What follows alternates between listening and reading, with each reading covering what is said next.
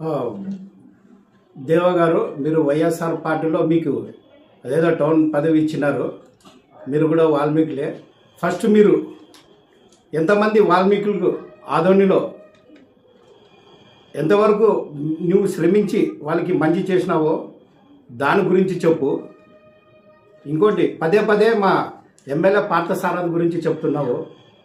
మాట వెళ్తే నువ్వు అనుకుంటున్నావు నీవు ఆయన గురించి మాట్లాడే ముందు ఆయనకు ముందు ఒక తాయన అనే వ్యక్తి ఉంటాడు. ముందు ఆయన గురించి ఆలోచించి ఆయన భయం ఏమిటో ఎలా ఉంటాడో దాని గురించే ఆలోచించు. ఫస్ట్ ఎమ్మెల్యే గురించి మాట్లాడే స్థానం నీది కాదు.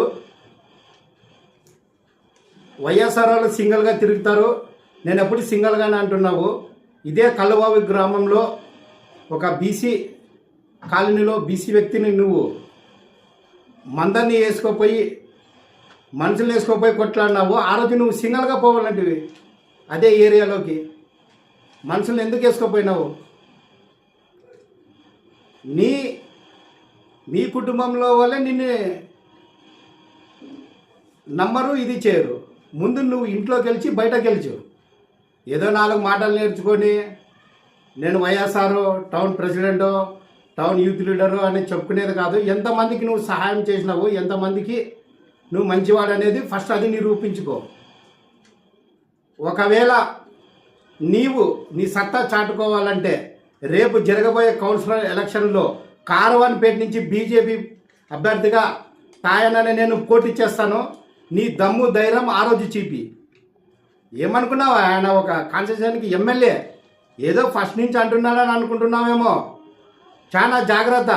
నీవు కూడా మాట్లాడే ముందు నీవు ఇలాంటి సోషల్ మీడియాలో మాట్లాడడానికి కేవలం పనికి వస్తున్నావనే నిన్ను ఉసగొలుపుతున్నారు. దీంట్లో ఏది సత్యము ఏమీ లేదు. దీంట్లో పెసురు.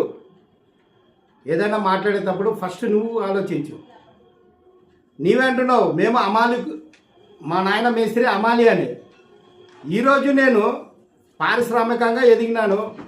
గవర్నమెంట్ ట్యాక్సులు కడుతున్నాము, కరెంటు బిల్లులు కడుతున్నాము, 10 మంది బతుకుతున్నారు. సరిగా ఇల్లు లేదు. మళ్ళీ అమాలి పని మేస్త్రి పని చేసే ఆయన నువ్వు అంత పెద్ద ఇల్లు ఎలా కట్టించినావు? ఫ్లాట్ల వ్యవహారం ఎలా చేస్తున్నావు?